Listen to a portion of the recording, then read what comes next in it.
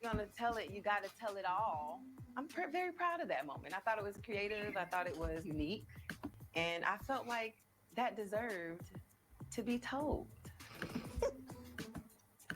Hey guys, and a welcome to Little Black Book. You know what time it is. Talk to you guys, obviously, about Morgan and her situation concerning her anger that led her to put Nia in the head of her ex-boyfriend. And I wanted to break it down for you guys because I wanted to help some people, hopefully.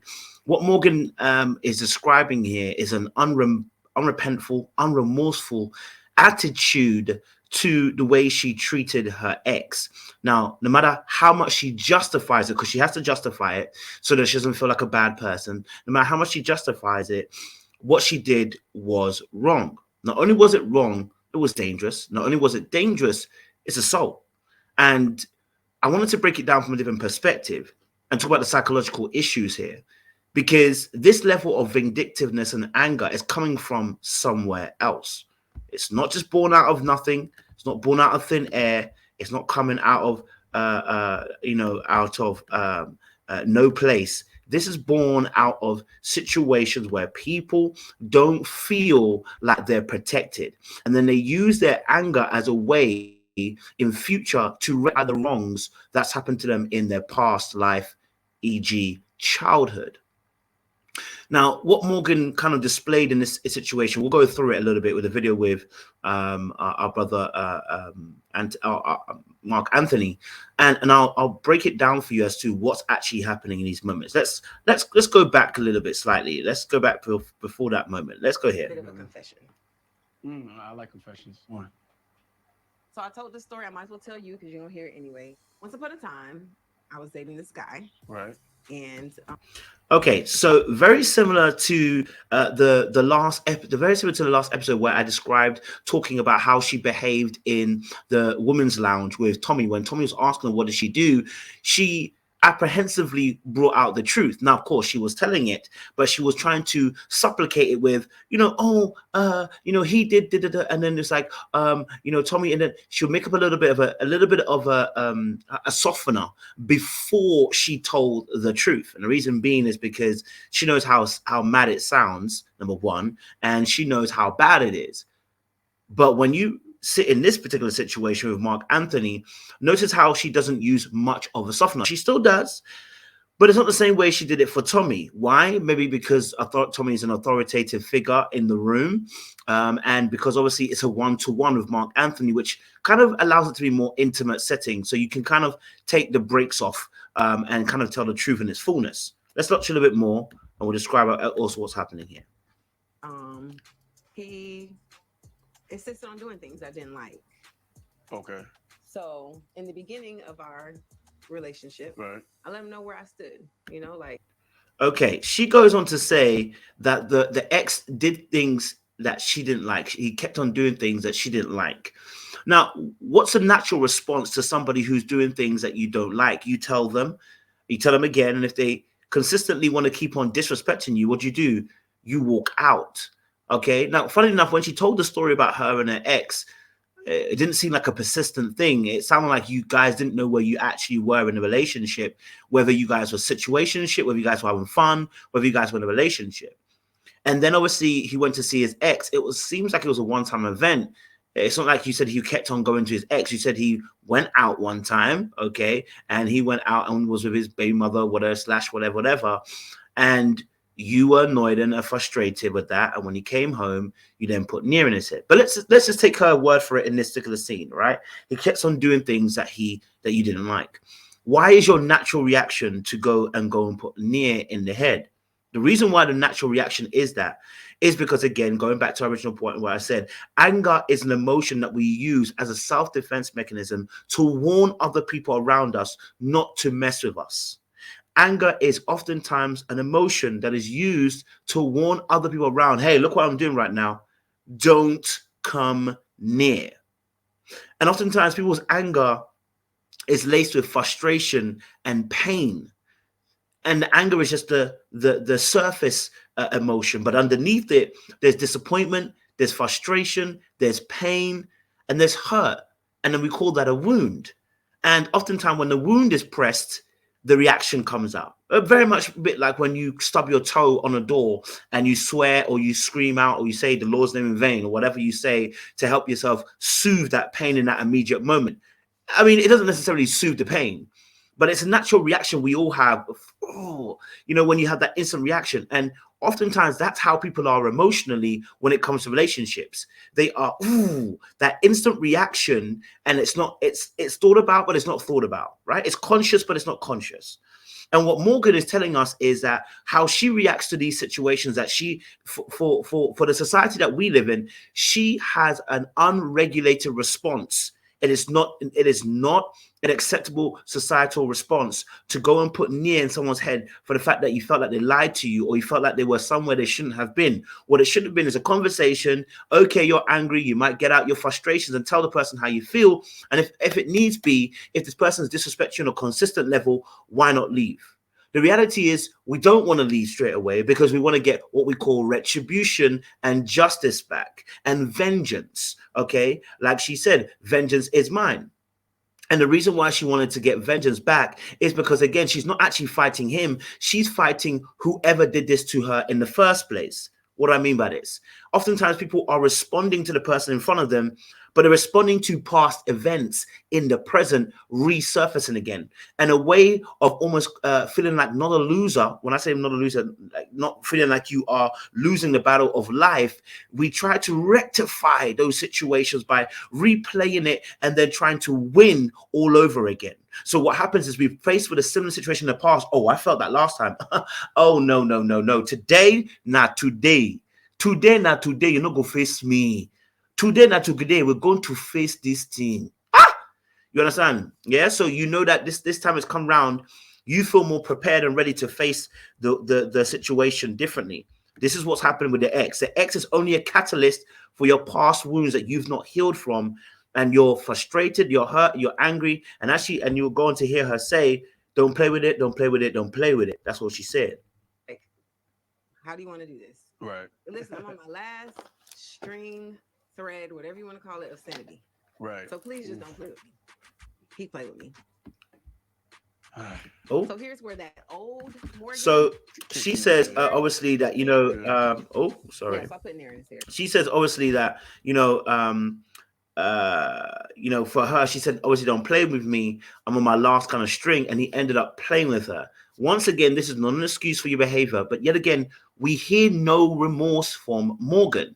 What we hear is a justification.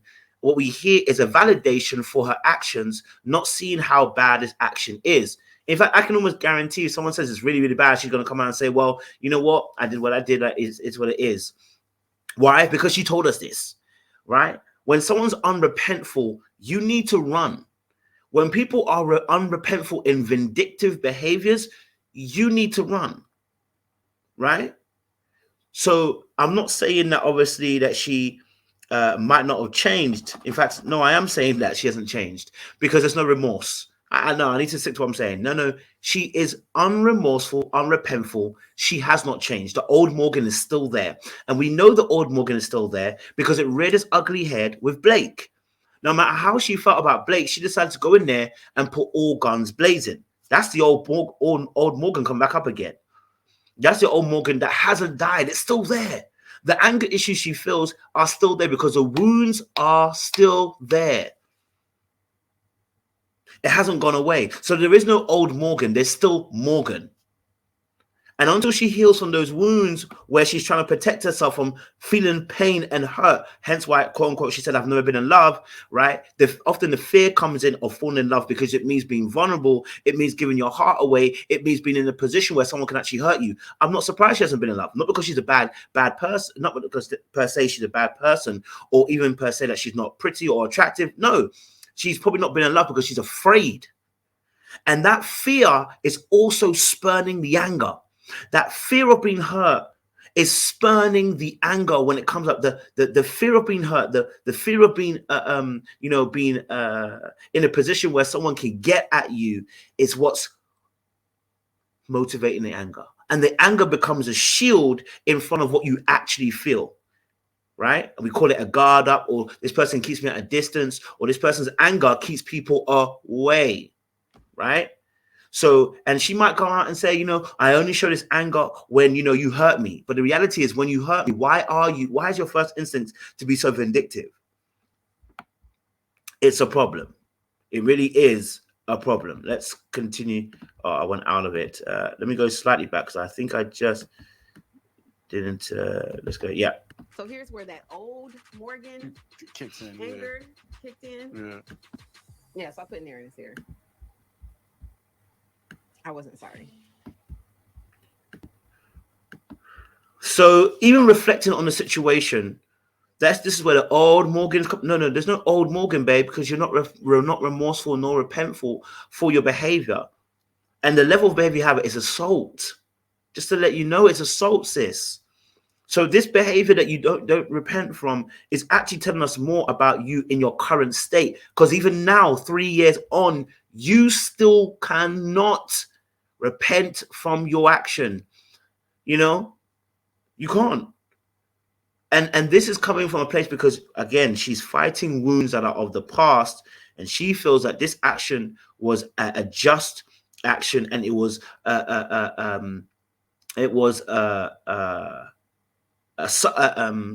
suitable response. And this often comes when you have a distorted view of pain or how you've been hurt in the past. When you have a distorted view of that, you react in ways that are I would say unregulated in the sense of it's not what society would accept as a suitable response in return for the action that was given to you, right? Let's have a little bit more of a look of what happens. Oh man, Nair. Oh man, somebody had a bad time. So I pressed a little deeper. Now, if you're a man, I want to tell you this straight. You should run like Forrest Gump. You should not stay in a situation like this with Morgan. In fact, you shouldn't even enter the lion's den until she heals herself. Now, someone might tell you this nonsense. I don't want to hear it. Okay. Oh, she just needs love around her, and she's gonna, the right type of man. Stop that right there. And I'll do a separate video for this. Stop that right there. I don't want to hear that. The right type of man, the right man could be dead. I need you to understand that. Right? Because he only needs to make one mistake and he steps on a landmine, because that's how her emotions are. That's how she reacts to things. She's a landmine. She will justify of how she feels. You can say the wrong thing, be in the wrong place, do the wrong thing, and a landmine will go off. We saw this with Tony's behavior, where she said, listen, you keep playing me, I'll kill you. Yeah, and I said, oh, I'll hurt you. Sorry. She said, I'll hurt you. And now we have to look at it differently, because you actually have hurt somebody. Right? Into the incident with me and Junior, I felt like if you're gonna tell it, you got to tell it all. I'm very proud of that moment. I thought it was creative. I thought it was unique, and I felt like that deserved to be told. And see me. Let me tell you something. Yeah, family, boys. No level of toxicity like this is worth it. I'm sorry. No matter how cute, how fine, and listen, Morgan is fine. I'm talking all types of fine. But no level of this toxicity, if you want a peaceful life, is worth it like this. None.